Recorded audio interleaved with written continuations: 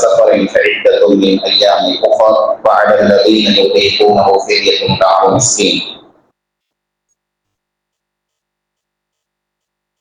وہ کون لوگ ہیں جنہیں رمضان کے روزے نہیں رکھنے، یعنی اللہ تعالیٰ نے انہیں رخصت دی ہے، اجازت دی ہے کہ وہ روزے نہ رکھیں. ان لوگوں میں سب سے پہلا انسان جو روزہ چھوڑ سکتا ہے وہ ہے مسافر.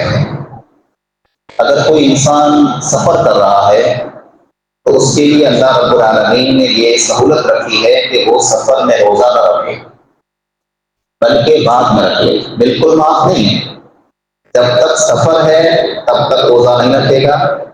سفر مکمل ہوا، ختم ہوا تو سفر میں جتنے بھی روزے چھوٹ گئے وہ بعد میں اس کی قضا کرے گا. سفر میں روزہ رکھنا کوئی نیکی کا کام نہیں. بہت سارے لوگ ایسے بھی ہوتے ہیں، وہ کہتے ہیں کہ میں تو رمضان کے روزے سفر میں بھی رکھ لیتا ہوں. اللہ کے رسول صلی اللہ علیہ وسلم کے زمانے میں آپ صلی اللہ علیہ وسلم سفر میں تھے.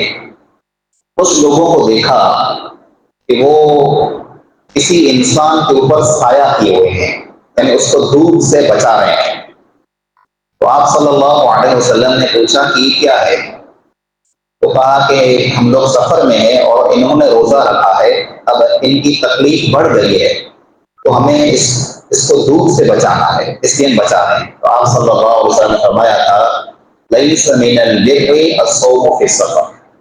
سفر میں روزہ رکھنا کوئی نیکی کا کام نہیں.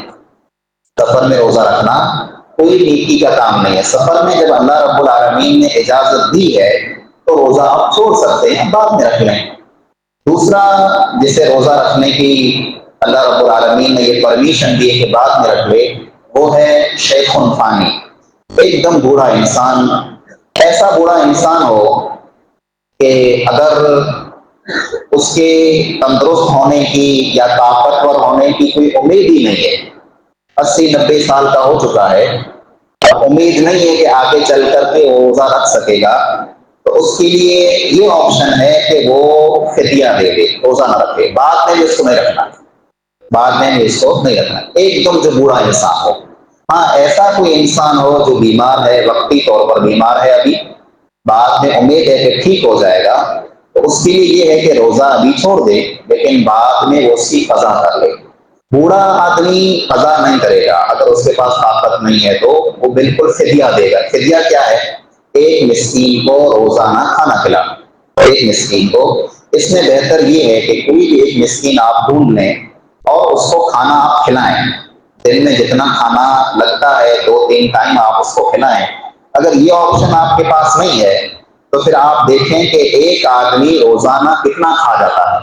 دن میں ایک آدمی 50 کا کھاتا ہے، 80 کا، 100 کا، کتنے کا کھاتا ہے. اس حساب سے آپ اس کو اناج دے دیں یا جو بھی چیزیں ہیں کھانے کی آپ اس کو دے دیں.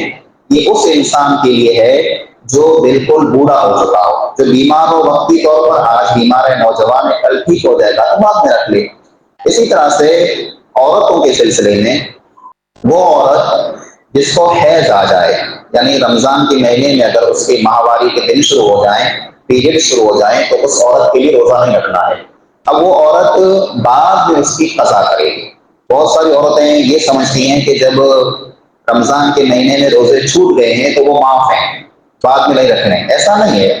جتنے روزے رمضان میں عورت چھوٹتے ہیں حیض کی وجہ سے، ماہواری کی وجہ سے، تو وہ روزے بعد میں رکھنے پڑیں گے. اما عائشہ رضی اللہ تعالیٰ عنہ بیان کرتی ہیں نتحیز علی عہد رسول اللہ صلی اللہ علیہ وسلم فنؤمر بقضاء الصوم ولا نؤمر بقضاء الصلاۃ. ہمیں رسول اللہ صلی اللہ علیہ وسلم کے زمانے میں حیض جب آتا تھا تو ہمیں اللہ کے رسول صلی اللہ علیہ وسلم اجازت دیتے تھے کہ روزہ مت رکھو، روزہ بعد میں قضا کر لینا، نماز قضا کرنے کی ضرورت نہیں. حیض کی حالت میں عورت کی جتنی بھی نمازیں چھوٹ جائیں، 5 دن کی، 4 دن کی، 8 دن کی، 6 دن کی، وہ نمازیں بعد میں نہیں پڑھنی ہیں، وہ نمازیں معاف ہیں. روزہ معاف نہیں، روزہ جو ہے وہ عورت کو بعد میں رکھنا ہے جتنے بھی روزے چھوٹ جائیں. اسی طرح سے ایک اور عورت، وہ عورت جو حاملہ ہے یعنی پریگننٹ ہے، وہ روزہ رکھے گی کہ نہیں رکھے گی؟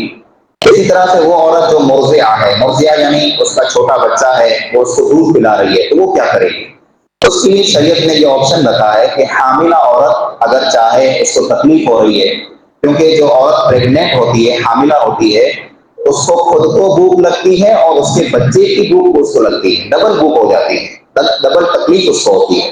تو اگر کوئی پریگننٹ عورت ہے، حاملہ ہے، تو وہ عورت اگر روزہ چھوڑنا چاہے تو چھوڑ دے، بعد میں اس کی قضا کر لے۔ اسی طرح سے وہ عورت جو بچے کو دودھ پلا رہی ہے، مرضعہ یعنی اس کا چھوٹا بالکل بچہ ہے، تو بچے کو جب تک دودھ پلائے گی تو اس کو تکلیف ہوتی ہے، کیونکہ بچے کو دودھ پلانے کے لیے عورت کو کچھ کھانا پڑے گا، نہیں کھائے گی تو بچے کو بھی تکلیف ہوگی، خود کو بھی تکلیف ہوگی۔ تو شریعت نے یہ آپشن دیا ہے، اس کو یہ اختیار دیا ہے کہ وہ روزہ نہ رکھے، بعد میں اس کی قضا کر لے۔ عبداللہ بن عباس رضی اللہ تعالیٰ عنہ اس سلسلے میں یہ فتویٰ دیتے ہیں کہ حاملہ عورت یعنی پریگننٹ عورت جو ہے وہ، اور جو مرضعہ ہے، جو بچے کو دودھ پلا رہی ہے، اس کو اگر بعد میں روزہ قضا کرنے کا موقع نہ ملے تو فدیہ دے دے، کیونکہ ابھی جو عورت حاملہ ہے، جب بچے کو جنم دے گی، اگلے سال جب رمضان کا مہینہ آئے گا تو وہ دودھ پلا رہی ہوگی بچے کو، تب بھی نہیں رکھ پائے گی، اور پھر جب اگلے سال رمضان آئے گا تو ہو سکتا ہے وہ پھر سے حاملہ ہو، اور ہو سکتا ہے پھر سے بچے کو دودھ پلا رہی ہو، تو اس کو موقع ہی نہیں ملے گا، تو رمضان کے روزے کب رکھے گی؟ تو اگر ایسا معاملہ ہو جاتا ہے کہ اس کو موقع ہی نہیں ملتا ہے تو وہ فدیہ دے دے، کسی مسکین کو روزانہ کھانا کھلاتی عورت کے لیے آپشن ہے۔ اللہ رب العالمین سے دعا ہے کہ ہمیں عمل کرنے کی توفیق عطا فرمائے، آمین۔